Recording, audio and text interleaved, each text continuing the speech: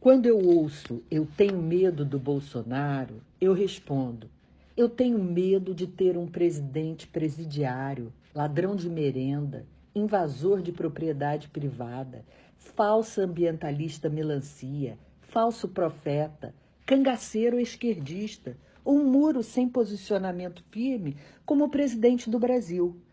Quando eu ouço "eu tenho medo do Bolsonaro", eu respondo: eu tenho medo de bandido, de assassino, de traficante.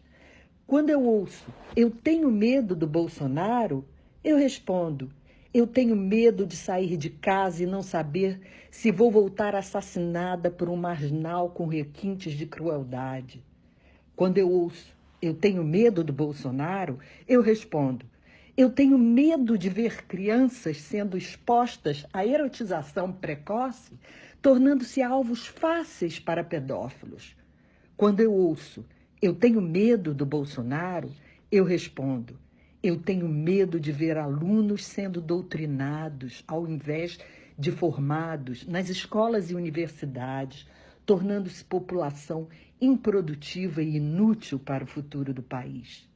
Quando eu ouço "eu tenho medo do Bolsonaro", eu respondo: eu tenho medo da disseminação do ódio entre as pessoas, camuflado sobre a denominação de defesa das minorias. Quando eu ouço "eu tenho medo do Bolsonaro", eu respondo: eu tenho medo da legalização do aborto indiscriminado, ao invés de uso de métodos contraceptivos, ceifando o primeiro e mais importante direito fundamental garantido na Constituição: a vida. Quando eu ouço "eu tenho medo do Bolsonaro", eu respondo: eu tenho medo de uma justiça aparelhada que usa toga ideologicamente para legalizar o crime e a corrupção. Quando eu ouço "eu tenho medo do Bolsonaro", eu respondo: eu tenho medo do desarmamento da população, do desencarceramento em massa e da desmilitarização da polícia.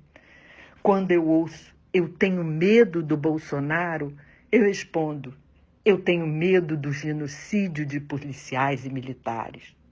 Quando eu ouço "eu tenho medo do Bolsonaro", eu respondo: eu tenho medo da inversão de valores numa sociedade doente e corrompida. Quando eu ouço "eu tenho medo do Bolsonaro", eu respondo: eu tenho tantos medos, mas o único que não me assusta no momento é o Bolsonaro, porque o único que tem combatido com veemência a todos os meus medos. O resto é sopa de letrinhas.